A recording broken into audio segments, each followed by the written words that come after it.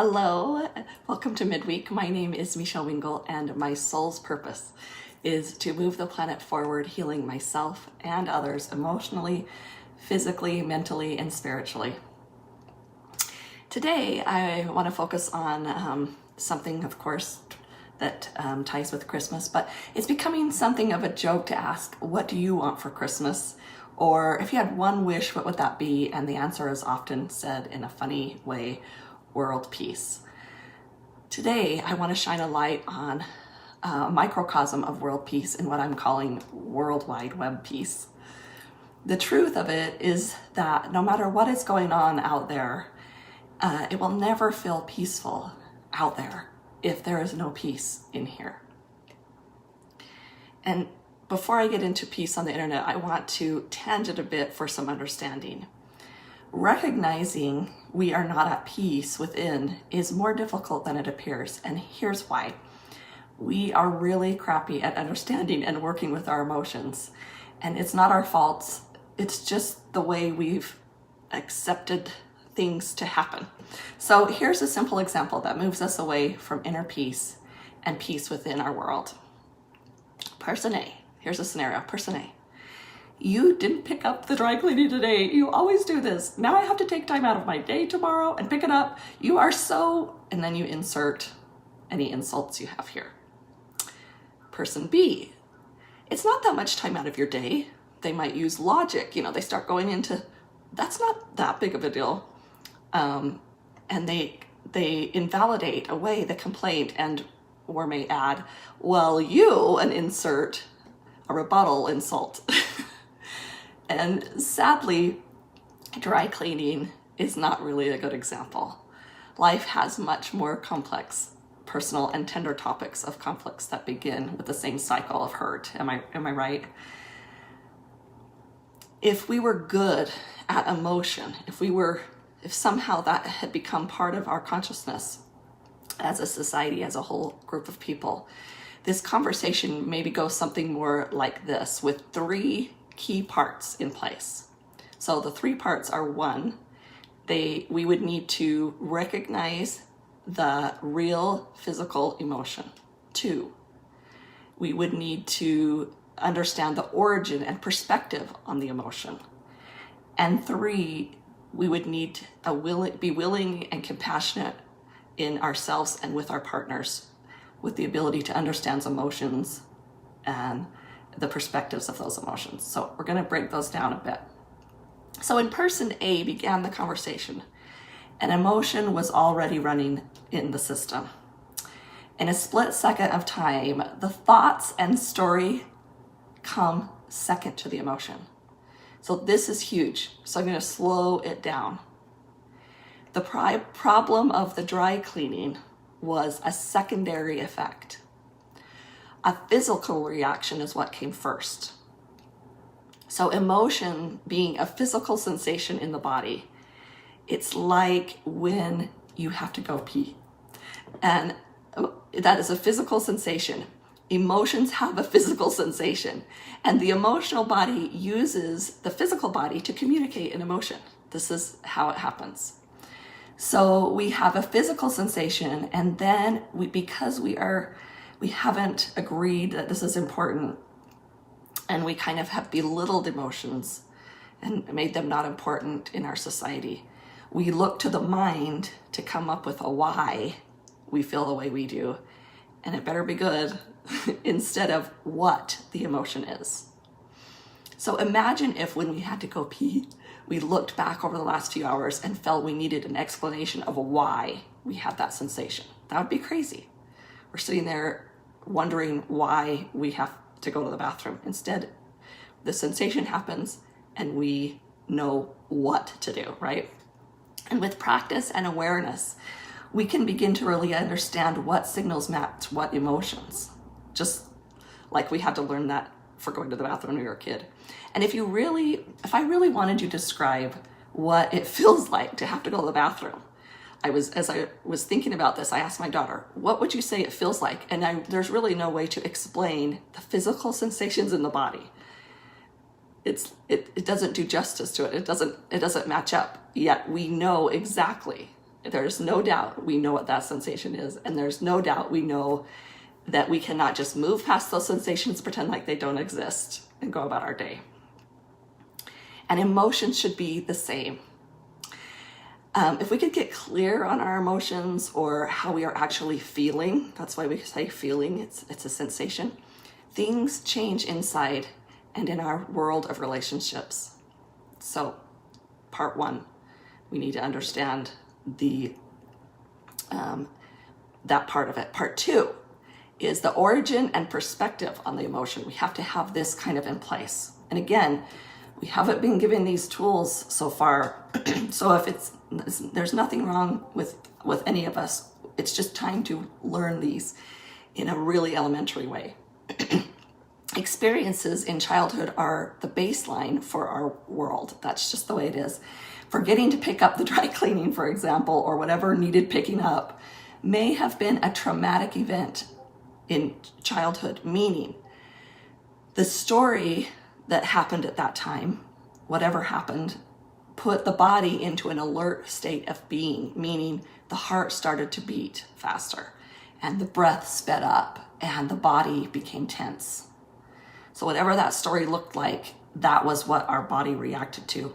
And these are the body's responses to trauma. And trauma is a huge word, but it really needs to be understood, the difference between trauma and traumatic events. They're different. So trauma or feeling unsafe and the mind doesn't see the difference between the two. It's just wanting to know why so that we can fix it and move on. That's the mind's job.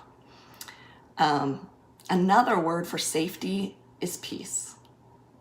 So the damage that partner B does is to begin to logic around the emotion, like telling person A they really don't have to go to the bathroom, or that they shouldn't have to go to the bathroom. The why that the mind came up with isn't good enough. And in that state of emotion, so see how we're having an emotion and then the reaction is a mental thought. It's a why. And so that's why person A starts to feel defensive. And that's why person B is defensive, is because they're having the same reaction, frustrated at, they're feeling those sensations because the partner brought that up, right? Especially because they kind of moved at it in a real kind of blame way. So, and when the person B brings up the logic, it's kind of partially correct because that's really not what's going on. So they're like, why would you think that? That's not really logical, but it's because we've gotten off track about the emotion. And words like, will you, or at least, or they always discount what feels like a threat. And that is, that starts to send sensations in the body of unsafeness or not feeling peace. So both people are having a physiological response to this unsafe situation. And it's not like understanding the origin needs to happen for each emotion, especially when the emotion is in full swing. It's simply knowing that our perspective is perspective and not factual. It's really understanding that something has come up and wow, that is showing up for me. And like I say, maybe we need to go back and find exactly the moment where that happened. That can be useful, but I think it's just enough to recognize I am seeing things from perspective and recognize that's different from it being the way everybody would see it in that perspective. But each partner needs to take some responsibility in the interaction. Becoming aware of the increase of stress reactions in the body and not following them on their enticing trail, realizing this trail has come from the past. The third thing we need to be a willing and compassionate partner with the ability to understand and withstand. If person A starts off on the trail of blame, person B can still save the interaction. Sometimes the burden lies on person B, and it kind of may not sound fair, but it really is a powerful place to be. Ideally, person A shares what they are feeling, or not, that they are not feeling quite right inside. They can even bring up the fact that, or the idea that when the dry cleaning doesn't get picked up, it makes me feel da da da da, angry, hurt, unloved, whatever. Both knowing that these words are just the best descriptive words for the elevated physiology happening in the body. That's the best we can do, is use this word to describe sensations. Person B supports person A, asking to share more about the feeling, repeating back exactly what the person A shared and asking, did I get that right? Anything more you have on that? Moving the responsibility of what's happening aside so that they can just be there in this moment. And I know it's hard, and it takes some effort, and it takes some willingness, like I say this, but this is important. And little by little, as the emotions inside person A spill out, the body calms down, and now logic becomes attainable. In the state, in that pressure state, the brain, that part of the brain, the logic brain, actually shuts down. It's not accessible to us. So until we start to calm down, can we even begin to see what's happening? And then person B might get a chance to respond, with person A repeating and asking their repeat versions, if their repeat versions are all right, and if there's more. And however, more likely than not, person A begins to remember the good things about person B and life in general, and since an argument never really began, solutions start to become clear. It starts to be more accessible, it seems like not as big of a deal to just swing by and pick up the dry clean the next day. We're now calm. So person A, although unable to completely describe it, feels a sense of inner peace, and then peace outside can be established as well, world peace. Like I mentioned, we have been given a microcosm of the world called the World Wide Web. It seems more and more we are bumping up against each other online, similar to the feelings and reactions in the dry cleaning scenario. When someone shares, are we in reacting mode, or can we honor the sensation that person may be having, as well as the sensation that's happening within ourselves? Often we skimp on likes or hearts because why exactly? That's my question. Is there a finite amount of them? Does it have a meaning that's so strong that it's too much to give away? Does honoring the person and honoring what they are sharing the same thing, or are they different? Like person B, we hold a lot of power when we look past the share and into the soul of the person sharing. I encourage you to get some awareness about sensations going on inside while on the World Wide Web. There are so many studies that say keeping off of the internet or social media can up your happiness level. And or to keep off of it does. So if being on there doesn't, it's time to ask ourselves, why? Does it bring inner peace? And if not, what are those sensations, those physiological sensations describing? It feels good when someone likes our posts or our share, or someone comments, right? And you can give that goodness to others, and that is powerful. We must ask ourselves what we are feeling that makes us hesitant to click on a little thumb or a heart, and see what it is that stops us. And it's fair to ask ourselves, if it's not too much to click on a thumbs up or a heart in support of these people we call friends, then how are we reacting in the real world? How do we act around people that aren't our so-called friends? Do we gloss over humans in our real life the way that we might gloss over people on this world of connected air? Also, do we share things that uplift and bring light to the world? Or do we share our fear? We need to get clear on what is happening within us as we share.